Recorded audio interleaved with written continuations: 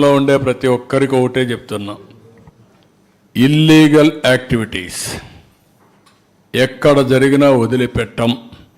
I'm very clear. అలవాటైన వాళ్ళు ఎవరైనా ఉంటే అలవాట్లు మానుకోండి, మానుకోకపోతే మాత్రం చాలా ఫర్మ్గా ఉంటాం. రెండోది, గంజాయి మత్తులో లేకుంటే మద్యం మత్తులో ఇష్టానుసారంగా ఆడబిడ్డలపైన అత్యాచారాలు చేయడం, నేరాలు చేయడం, గంజాయి దాగి రోడ్డు మీద పడడం, ఇవి చేస్తే మాత్రం చాలా జాగ్రత్తగా ఉండండి. మళ్ళీ మళ్ళీ వార్నింగ్ ఇస్తున్నా. ఒకసారి చెప్పా, రెండోసారి చెప్పా, మూడోసారి చెప్పా, రేపు ఏం చేయాలనో కఠినంగా వ్యవహరించి చేసి చూపిస్తాం. హెచ్చరిక చేస్తున్నా రాష్ట్రంలో ప్రతి ఒక్కరికి, యాంటీ సోషల్ ఎలిమెంట్స్కి అందరికీ హెచ్చరిక చేస్తున్నాం.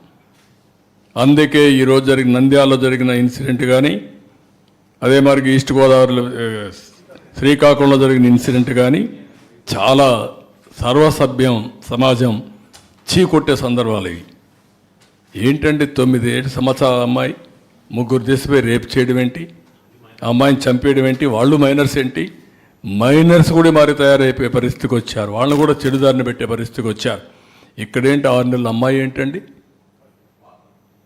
వాడు ఏంటి, కొంచెమైనా సరే చిన్న పిల్లల్ని కూడా ఈ మరిహేరాజ్ చేసే పరిస్థితికి వచ్చారంటే ఎంత దారుణం మనం ఆలోచించాలంటే. ఇది వ్యవస్థ ఎంత భ్రష్టు పట్టింది, ఎంత చెడిపోయింది, మనసులు ఏ విధంగా కలుషితం అయిపోయినాయి.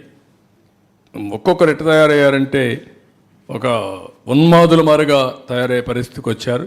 దీనికి కారణం గడిచిన 5 సంవత్సరాలు. దీన్ని చాలా గట్టిగా వార్నింగ్ ఇస్తున్నా.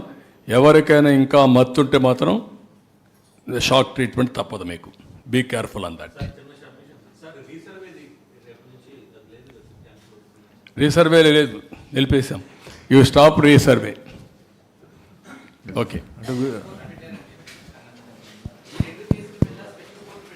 స్పెషల్ కోర్టు పెట్టమన్నాను. 10 లక్షల రూపాయలు అక్కడ ఆర్థిక సహాయం చేయమన్నాను. ఇక్కడ 5 లక్షల రూపాయలు ఆ అమ్మాయి పేరుతో, చిన్నారి పేరుతో ఫిక్స్డ్ డిపాజిట్ చేయమన్నాను.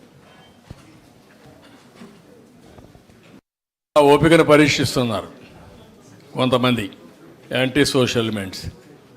అందుకే మర్యాద చెప్తున్నా, ఒకసారి చెప్తున్నా, రెండోసారి చెప్తున్నా, ఇంకా ఎట్లా జోల్ట్ ఇవ్వాలనో, ఎట్లా షాక్ ట్రీట్మెంట్ ఇవ్వాలో ఇస్తా.